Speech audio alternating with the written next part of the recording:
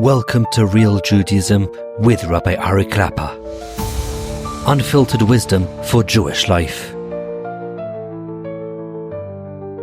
Okay, welcome back, everybody. We're here in Parshas Vayeishev, and so many interesting things in Parshas Vayeishev, but we're just going to have to choose one. And that's the story here with Yehuda and Tamar. It's really a fascinating story, a crazy story. Yehuda, the forefather of David HaMelech, the whole chain of Malchus Beis David and Be'ez Hashem, we will see Mashiach ben David, comes from this story, this Maisa of Yehuda and Tamar. And it's so interesting here that what happened here with Tamar, and she saw that she wasn't going to marry, Yehuda wasn't going to allow her to marry his third son, Shelah, and she still wanted to have children from Yehuda, from the line of Yehuda.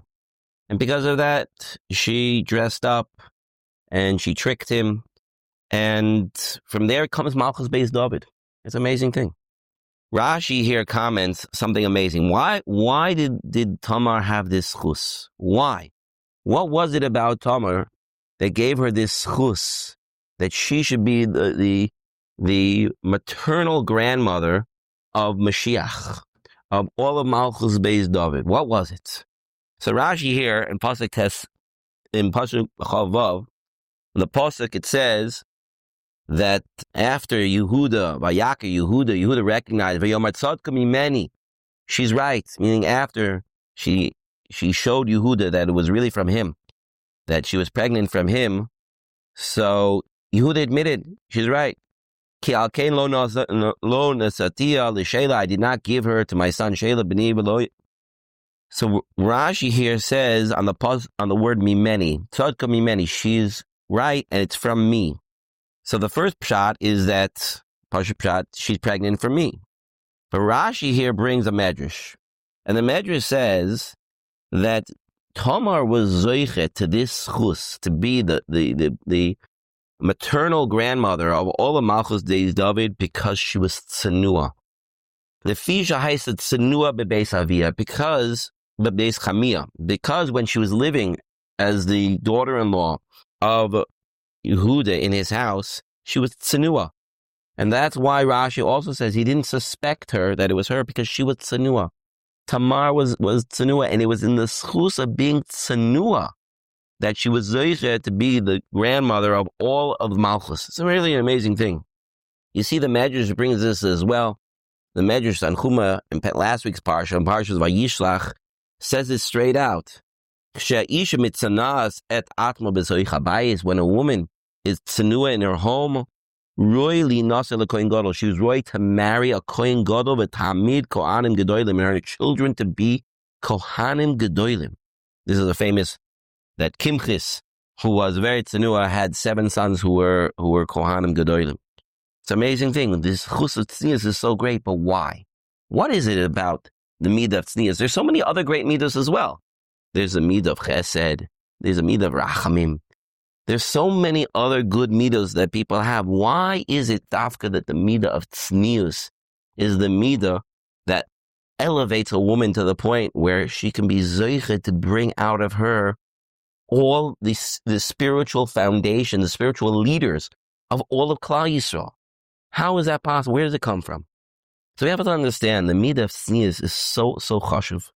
You see it in the Imos, already back in Parshas Vayeishev.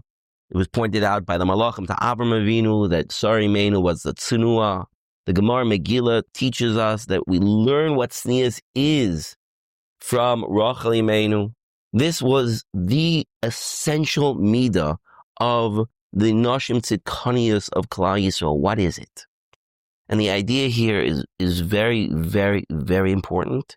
And it's so clear from this idea how we, the Jewish people, are so much different than everybody else out there in the world. You see, we live in a very chitzoni world. We live in a very superficial world. Everything has to be shown. You have to let it all hang out. Everything has to be transparent. You have to know everything about everybody. Social media, just show pictures of yourselves, everything. that is a very, very superficial. There's no depth. Tznius means that I'm keeping something hidden inside. And the more that I keep hidden inside, that I use only in my special places, that those special talents, those special things about me are kept quiet, are kept hidden. Here it says that Tamar was tznuah in her father-in-law's house. It means that she didn't make herself out that everybody should see her. No, she was there with her husband and that's it. There's no reason for her to publicize herself to everybody else. She was a great tzaddikus, but her point was in her home. When you have something that's hidden in secret, that's where there's tremendous, tremendous power. The more power, the more you want to keep it a secret. We see that some of the greatest events, even in the last year or so, some of the greatest events happen because of a secret. If you have a weapon, you don't want the enemy to know you have that weapon.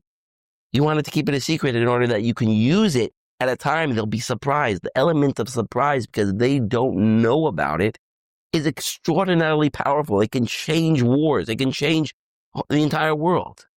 That's what the power of Tznius is. The power of Tznius is when I'm keeping all of my koichos inside so I can focus them in the right place. I can focus them creating the right relationships, then that has incredible power. And that's what Tamar had. Tamar had an incredible amount of koichos, but she kept it inside only to be given out in the proper place, in the proper time, and that can create an explosion of energy. And that's where you see that Malchus Beis David comes from. That's where you see that there's a koich to bring out kohanim gedolim. Because, yes, so many people have great koichos. But if you flaunt those koichos and you spread them out and you don't focus them on the place where they can really do the most good, then unfortunately they go to waste. They get lost and they don't have that power that we could potentially have in order to bring out really amazing things. But when you have that middah of tznius, when you have that power, but you keep it secret, you keep it locked away until the right time, until the place and the time that's right to use it, then when you use it, it has tremendous power. And from that, we can see that Malchus Beis David comes from. Okay, shkoach, everybody, have a great Shabbos. Thank you for joining Real Judaism, where we explore Torah's wisdom for real life. Created by J Foundations and produced by Eli Podcast Productions. Find more episodes at realjudaism.org and subscribe wherever you listen to podcasts.